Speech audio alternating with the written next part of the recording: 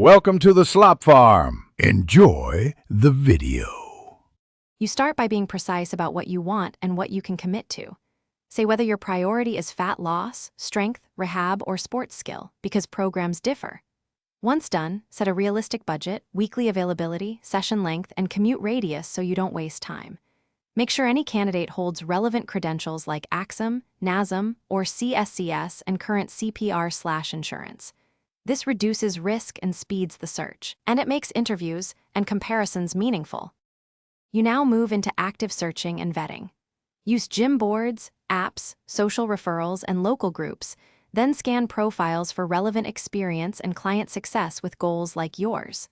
Once you find matches, message to request certifications, insurance proof, and 1-2 references. Make sure to ask for a sample week of programming and communication style so you can judge compatibility. Listen for explanations that reference assessments and progressive overload. Those indicate an evidence-based approach rather than generic workout. You finalize by booking a paid trial session and communicating exact short-term goals, key metrics, and preferred schedule. During the trial, observe coaching, queuing, and program structure. Make sure you both agree on pricing, cancellation terms, progress tracking, and a 6-12-week timeline. Once underway, measure progress and ask for adjustments if technique, programming, or communication feels off.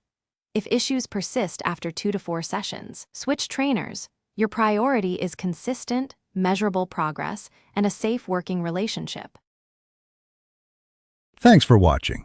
Consider subscribing if we helped you today.